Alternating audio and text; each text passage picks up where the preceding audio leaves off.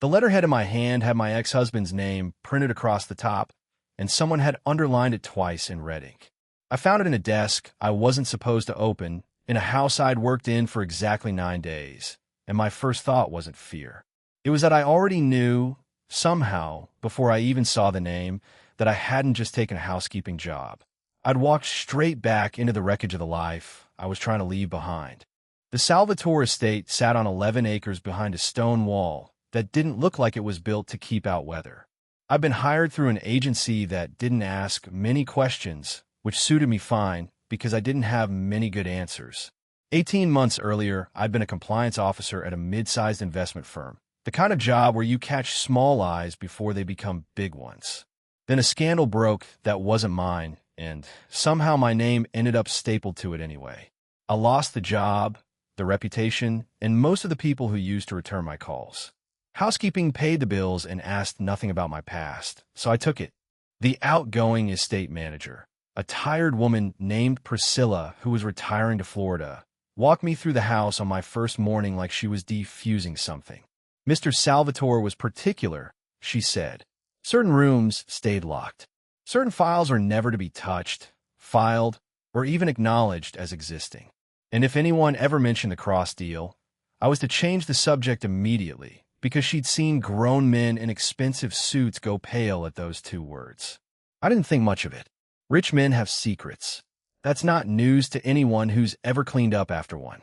Matteo Salvatore, when I finally met him, was less dramatic than the warnings had made him sound. He came through the front hall in the middle of the phone call, glanced at me long enough to confirm I existed, told me the East Wing needed to stay quiet on Thursdays, and kept walking. No lingering look. No unreadable stare that lasted a beat too long. Just a man with somewhere else to be. I remember being almost disappointed in a petty way because I'd built up this idea of a mysterious, menacing employer, and instead I got someone who treated me like part of the furniture. The house told a different story than the man did. There was a study on the 2nd floor that stayed locked at all times, and staff who worked there for years had never seen inside it. There was a family photo in the main hallway where someone had clearly been cropped out, the edge of shoulder still visible against empty wall. And there was that phrase, the cross deal, that made the housekeeper 2 doors down flinch like I'd struck her the one time I asked what it meant. I told myself none of it was my business. I was there to manage linens and grocery deliveries and the caterer's schedule for a dinner Matteo Salvatore was hosting at the end of the month. I was not there to solve a mystery. Then, on my 9th day, I was cataloging an unused desk in a guest office nobody had touched in months, and I found the card. Cross Whitfield. It said, the name of a firm I used to think I'd never hear again, because it belonged to my ex-husband, Daniel. Someone had written Matteo's name across the bottom in red ink, pressed hard enough to nearly tear the paper, and underlined it twice. I stood there holding it for a long time.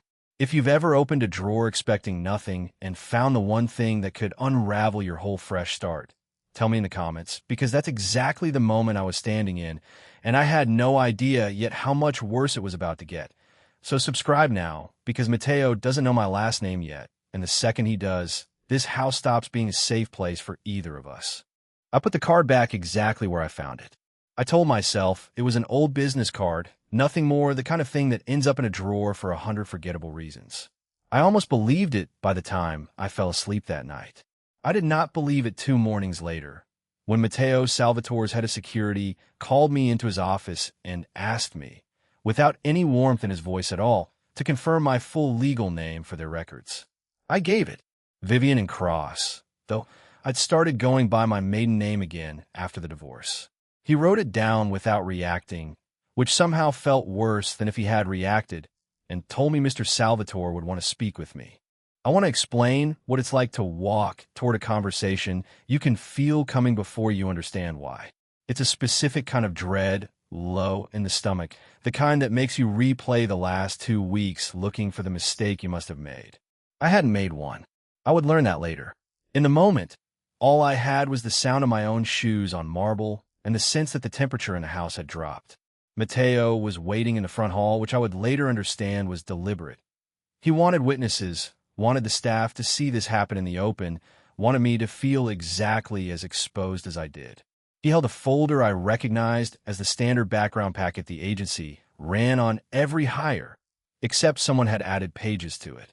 He didn't raise his voice. That was the worst part. He said 4 words, flat and cold, like he was reading a verdict. You married my enemy.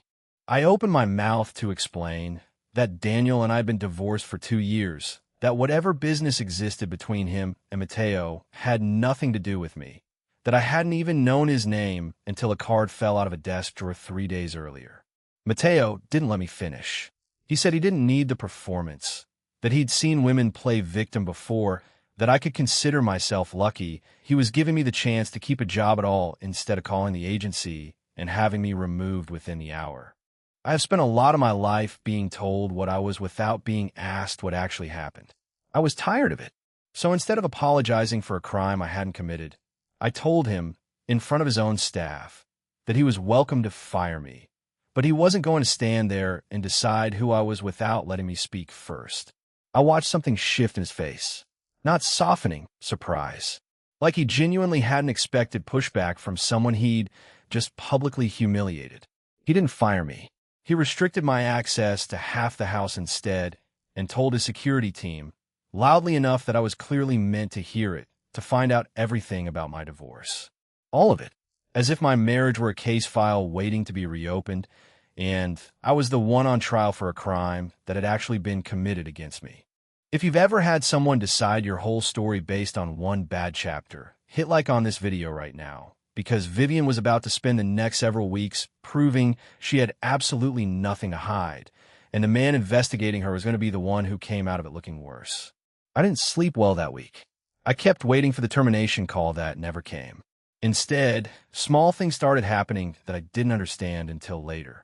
I was assigned to organize the household ledgers, a task well below what any estate manager should be doing personally, and one that gave me full access to years of financial records I had no reason to see.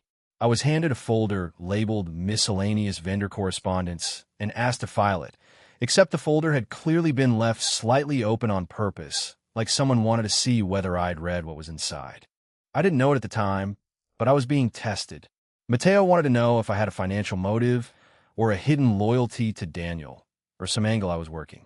What he got instead was a woman who flagged a $6,000 discrepancy in a vendor account that had nothing to do with her job, because old habits don't disappear just because your career did. I brought it to the household accountant, not to Mateo, because I still assumed I was invisible to him except as a problem to be managed. Word apparently traveled fast in that house, though, because 2 days later I met Renata for the first time. Renata had been with the Salvatore family for over 15 years, technically an advisor, though everyone treated her more like the person who kept Mateo from making his worst decisions. She was warm in a way nothing else in that house was. She thanked me for catching the discrepancy, told me she'd been meaning to look into it herself, and said it so easily, so kindly, that I believed every word of it. I had no reason not to. She felt, in that first meeting, like the one person in the Salvatore house who might actually be safe. I didn't hear what she said to Mateo afterward, in his study, with the door only partly closed. I didn't hear her tell him she'd already known about the discrepancy, and that she needed him to trust her about why she hadn't reported it herself. I only found that out much later. At the time, all I knew was that the house felt very slightly less hostile than it had 2 weeks earlier, and I told myself it was progress, even though I couldn't have said progress toward what. Mateo confronted Renata about it the next morning, quietly, the way you'd ask a question you already suspected you wouldn't like the answer to. She told him it was a bookkeeping error, nothing more, something she'd been in the process of quietly correcting before anyone else noticed. It was a reasonable explanation. He accepted it, because 15 years of trust doesn't get undone by one strange sentence, and because he had bigger things pulling at his attention that week. He'd finally sat down and actually read the divorce filings his security team had pulled. Not skimmed them for keywords. Read them. And what he found didn't match the story he'd assumed on the day he called me his enemy's wife in front of the whole staff. The timeline didn't work. I had filed for divorce 4 months before the scandal in my old firm ever broke, for reasons that had nothing to do with Daniel's business dealings and everything to do with a marriage that had been quietly dying for 2 years before that. And the anonymous tip that had started the whole collapse of my career traced back through records a security team hadn't been able to resist digging into, to an IP address inside Daniel's old law firm. I didn't know any of this yet. I only knew that Mateo found me in the garden that afternoon, where I was doing something as unremarkable as checking irrigation lines, and told me, stiffly, that he'd been wrong to accuse me the way he had. He didn't explain why. He didn't tell me what he'd found. It felt less like an explanation and more like a man forcing an apology out through gritted teeth, because his own conscience had left him no other option. I told him I appreciated it, because I did, even though it was incomplete. For the first time since I'd arrived, we stood in the same space without it feeling like a standoff. It didn't feel like anything more than that either. Just two people who had stopped actively working against each other. That should have been the beginning of something quieter. Instead, 3 days later, the front desk transferred a call to my extension, and a voice I hadn't heard in 2 years asked to speak with Mrs. Cross. If you've ever had your past call you by a name you worked hard to leave behind, comment below and tell me what you would have done in that moment, because I picked up the phone, and the next part of the story is where everything gets worse before it gets better.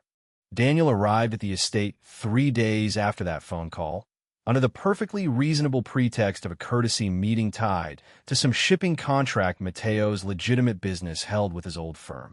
I don't think he knew I worked there. I watched his face when he saw me crossing the front hall with a stack of linens, and for half a second, the composed lawyer mask slipped, and I saw genuine surprise underneath it. It didn't stay surprised for long. Daniel had always been good at recovering quickly, at turning any unexpected moment into one he controlled instead.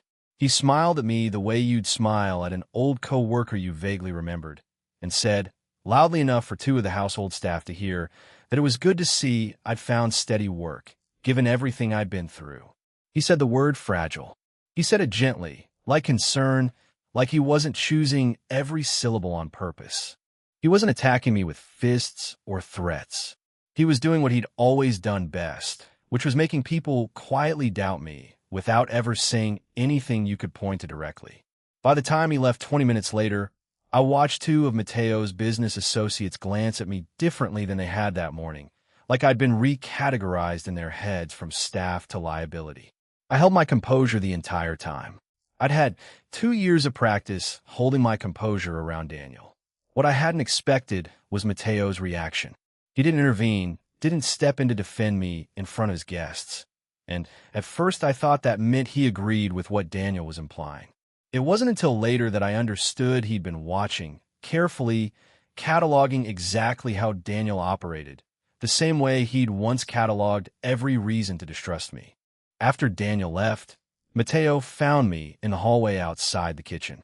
He didn't apologize again. He said something quieter than that. He said he knew what Daniel had done to me, knew in detail the scandal, the settlement, the way it had all been engineered, and that he'd known for a week and should have told me sooner. I want to be honest about what I felt in that moment, because it wasn't relief. If you've ever found out someone had information about your own life before you did, subscribe right now and stick around, because Vivian's reaction to that sentence was not the one Mateo was expecting, and it changes everything about how these 2 people move forward. I asked him what exactly he meant by known for a week. He told me, all of it, that his security team hadn't stopped at confirming my identity. They'd pulled the divorce filings, traced the anonymous tip back to Daniel's old firm, built an entire picture of what had happened to me, and he'd sat on that information without telling me, testing me with ledgers and folders while he already suspected the truth. I was not grateful. I was furious in a way that surprised even me, because I recognized the shape of it immediately. I had spent my marriage being managed by a man who decided what information I deserved to have and when I deserved to have it. I had built a career on catching exactly that kind of quiet manipulation in other people's businesses.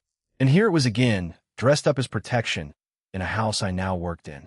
I told Mateo that being investigated without my knowledge in my own workplace by a man who'd already publicly humiliated me once wasn't something I was going to thank him for. I told him that if he wanted to earn back anything resembling trust, It wasn't going to happen through surveillance dressed up as concern. He didn't argue with me. I think that surprised him more than anything, that I didn't soften it for his comfort. He was used to people either fearing him or flattering him. I did neither. I requested a transfer the next day, out of the household and into an administrative role at his shipping office instead, something closer to my actual field, something that put professional distance between us at exactly the moment Daniel was starting to circle closer.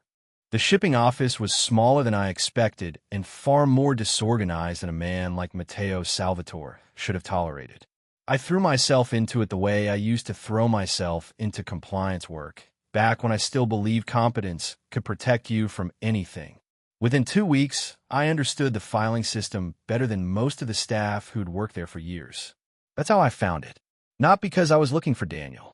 I was looking for a missing manifest tied to a shipment that had cleared customs oddly fast, and what I found underneath, it was a pattern, old access credentials, technically revoked, but never fully shut down, that had been used to quietly alter shipping documentation over the past several months. Credentials that traced back to Daniel's old firm, from the years they'd handled Matteo's legal filings before whatever betrayal had ended that relationship. He wasn't just circling me. He was setting Matteo up, manipulating manifests in a way that would eventually trigger a serious regulatory investigation into Matteo's legitimate business. The one thing Matteo had built clean, separate from anything his family had once been involved in. I brought it to Matteo directly, in his office, with the printed records laid out between us. I want to be clear that I didn't do it as a gesture. I did it because I still believed, underneath everything, in catching the lie before it became a bigger one. Matteo looked at the documents for a long time before he looked at me. And when he did, it wasn't the look of a man being rescued. It was the look of a man realizing, maybe for the first time, that I wasn't someone who needed protecting. I was someone protecting him. If you're rooting for her more than you're rooting for the romance at this point, like this video, because Vivian just outsmarted the man who tried to destroy her using the exact career he took from her, and it's about to get a lot more complicated. We agreed the manifest evidence needed to go to Matteo's lawyers immediately, before Daniel could bury the trail any further. I made copies, gave the originals to Matteo directly, and thought that was the end of that particular thread. 2 days later, the originals were gone. Renata told Matteo she'd taken them for safekeeping, worried they'd be more vulnerable sitting in an unlocked drawer than in her own office. It was, on its face, a reasonable thing to do. It was also the second time in this story that a reasonable explanation had made a piece of evidence quietly disappear, and I was the only one who noticed the pattern, because pattern recognition was the entire skill Daniel scandal had cost me a career built on. I didn't accuse anyone. I didn't have proof, only a feeling, the kind of feeling that used to make me flag things other compliance officers wave through. So I started paying closer attention, quietly, the way you learn to when you've spent a career watching people who are very good at looking trustworthy. What I found over the following week wasn't dramatic. It was small. A phone number in Renata's contact log that matched a number I recognized from Daniel's old firm directory. A pattern of her being the one person consistently present in some capacity whenever a piece of evidence against Daniel went missing or got quietly delayed. I brought what I had to Matteo, not as an accusation, but as a question I couldn't shake. He didn't want to believe me. I understood that. Renata had been part of his life for 15 years, longer than his own father had stayed in it, by what I'd pieced together from the way people in that house avoided certain topics.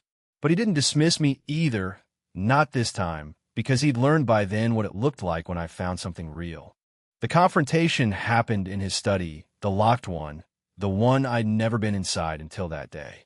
Renata didn't deny it once Matteo laid it out. She wasn't working for Daniel out of loyalty or greed. Daniel had leverage over her, a debt tied to a family member of hers that Matteo had never known about. One Daniel had quietly bought up years ago and had been holding over her ever since, using her access to Matteo's life as the price of keeping that debt from destroying someone she loved. I watched Matteo's face while she said it, and it wasn't anger I saw first. It was something closer to grief.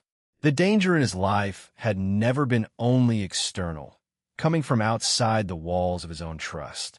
It had been sitting across the table from him for years, and he hadn't seen it because he hadn't wanted to. If the betrayal wasn't the enemy you expected but the person you trusted the whole time, share this video with someone who did not see that coming either, because the story isn't done rewriting itself yet. Renata found me alone later that same day, in the narrow hallway outside the kitchen, and she didn't look like a woman who'd just been caught. She looked exhausted, the way people look when they've been carrying something heavy for so long that being found out feels almost like relief. She told me to walk away, not as a threat, as a warning, one professional to another. She said Daniel didn't lose gracefully. He simply changed the game whenever the one he was playing stopped working in his favor. I didn't walk away. I want to be honest that some part of me considered it. It would have been easier to take the shipping office job, keep my head down, let Mateo and his family sort out their own mess. But I'd spent 2 years letting Daniel dictate the shape of my life from a distance, and I was done doing that, even when staying meant standing closer to the fire. Daniel's next move came faster than I expected, and it wasn't aimed at Mateo at all. It was aimed at me directly. He filed a claim, through a lawyer who wasn't his own name on paper, but whose fingerprints were all over the language, alleging that I'd violated the confidentiality terms of our old divorce settlement by discussing sensitive financial details with a third party, meaning Mateo. It was fabricated. It was also, if it went anywhere, enough to reopen the original scandal publicly, drag my name through it a second time, and this time attach Mateo's name to it as well. I understood, sitting with that claim in front of me, that this was worse to me than any threat of violence could have been.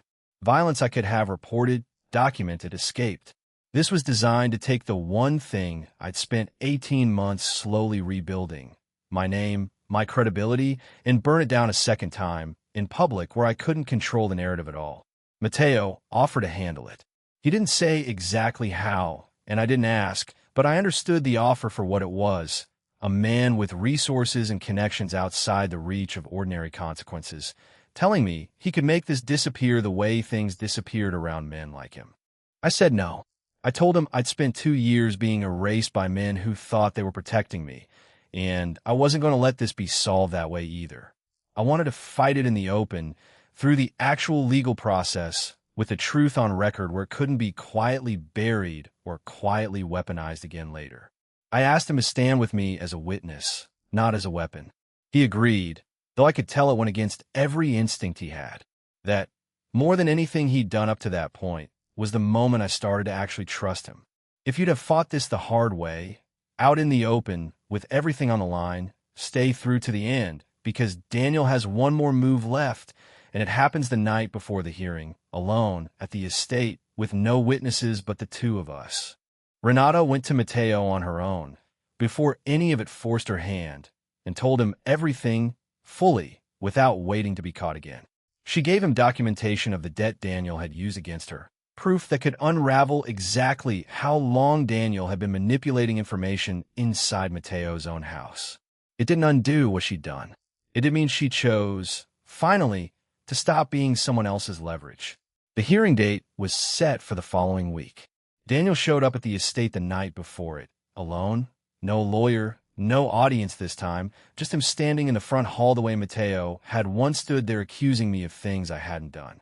He told me, calmly, that the fabricated documents he'd filed would be leaked to 3 different outlets the moment the hearing opened, unless I withdrew my testimony and let the whole thing quietly disappear. I want to tell you honestly that some old, tired part of me almost believed he could still do that to me. 2 years of watching him win arguments through sheer confidence had taught me what his bluffs sounded like when they worked. But I'd spent months in that shipping office learning exactly how he built his lies, and I recognized the shape of this one immediately. The documents wouldn't survive real scrutiny, because Daniel had never been careful about covering his own tracks when he assumed no one was looking closely enough to catch him. I told him to leak them. I told him I'd spent my entire career learning to spot manufactured evidence, and he just handed me the clearest example of it I'd ever seen. He didn't have a response ready for that, because I don't think anyone had ever called his bluff to his face before. The hearing happened 3 days later. It wasn't dramatic in the way these things sometimes are in stories. It was quiet, procedural, and thorough, and it was over faster than I expected, because the truth, laid out cleanly, doesn't need much help defending itself. Daniel's manufactured claim didn't hold up. His own firm dropped him within a month. Once the pattern of manipulated records tied back to him became impossible to ignore. His leverage over Renata dissolved along with his credibility, and Matteo, quietly and without turning it into punishment, arranged for her family debt to be handled separately, cleanly, without strings attached. There was no wedding at the end of this. I want to say that clearly, because I think a lot of stories like mine are supposed to end that way, and I understand why people want them to. What happened instead was smaller and, to me, meant more. A few weeks after the hearing, at a dinner Matteo hosted for the business contacts Daniel had once tried to turn against me, Matteo stood up in front of that same room and introduced me, properly, publicly, by my own name and my own title. Not the maid. Not Mrs. Cross. Vivian Reyes, head of compliance for a shipping company, effective that day. I found the offer letter on my desk the following morning and signed, no ceremony to it at all. Just a single line beneath the job title. This one's real. No conditions. I keep that line somewhere I can see it, because it says more about what changed than anything grander could have. I didn't get rescued. I got my name back, my career back, and a partnership built on someone finally choosing to trust me instead of managing me. That's the story I actually wanted, even if I didn't know it the day I found that business card in a drawer I wasn't supposed to open. If this story meant something to you, subscribe now, because Vivian's isn't the only name getting rewritten on this channel. There's another woman out there this week who just found a locked door in a house she thought she knew, and what's behind it is worse than anything Vivian ever found.